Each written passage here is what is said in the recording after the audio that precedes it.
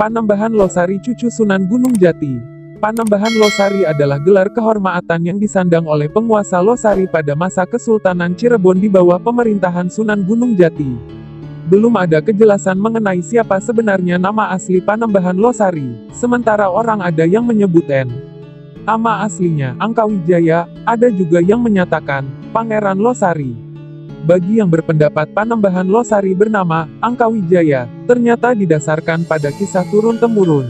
Dalam versi ini disebutkan, Pangeran Angkawijaya keluar dari istana Kesultanan Cirebon setelah terlibat cinta segitiga dengan kakaknya Panembahan Ratu, Sultan Cirebon kedua.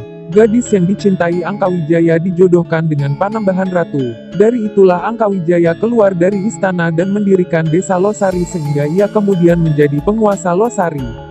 Gadis yang diperebutkan itu adalah Ratu Mas Pajang, Ratu Lampok Angroros anak Sultan Pajang Jakatingkir.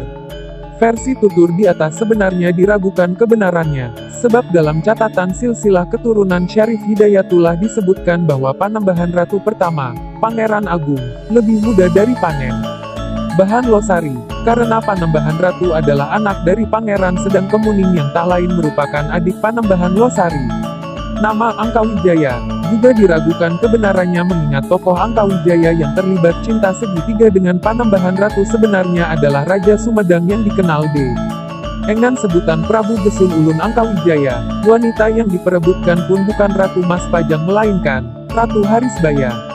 Sementara itu, versi yang menyatakan bahwa Panembahan Losari bernama Losari atau Pangeran Losari dalam pemahaman agaknya mendekati kebenaran, sebab ia memang seorang pangeran dari desa Losari, dikatakan sebagai Pangeran Losari karena dalam catatan naskah Mertasinga Panembahan Losari adalah anak angkat Ki Gedeng Losari.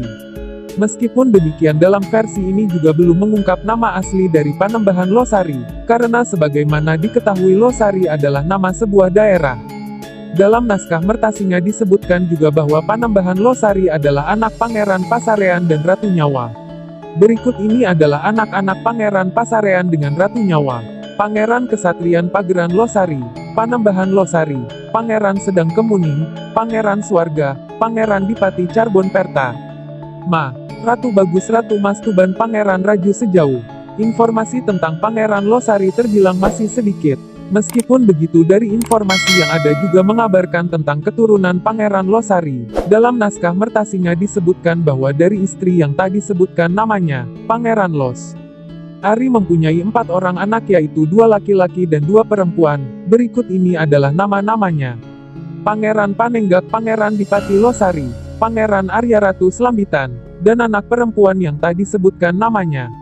Sumber-sumber cerita turun-temurun juga menuturkan bahwa Pangeran Losari dikisahkan turut berkiprah dalam membangun Cirebon.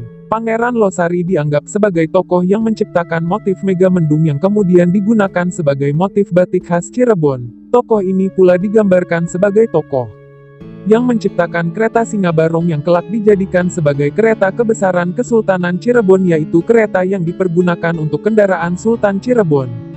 Kisah di atas agaknya juga diragukan kebenarannya. Kemungkinan kisah tersebut tertukar dengan kisah Ki Gede Losari, ayah angkat Panembahan Losari yang kemungkinan berprofesi sebagai tukang kayu. Orang yang menciptakan kereta Singabarong adalah Ki Gedeng Losari, orang yang seusia dengan Pangeran Cakrabuana atau mungkin seusia dengan Sunan Gunung Jati.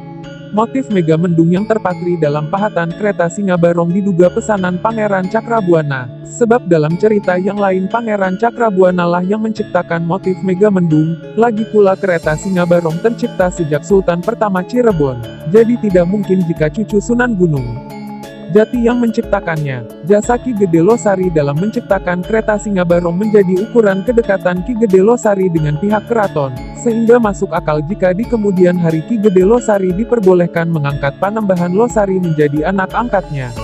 Makam Panembahan Losari selama hidupnya membaktikan diri di desa Losari. Makam Panembahan Losari juga dapat ditemui di wilayah Losari, tepatnya di desa Losari Lor Kecamatan Losari Kabupaten Brebes Jawa Tengah.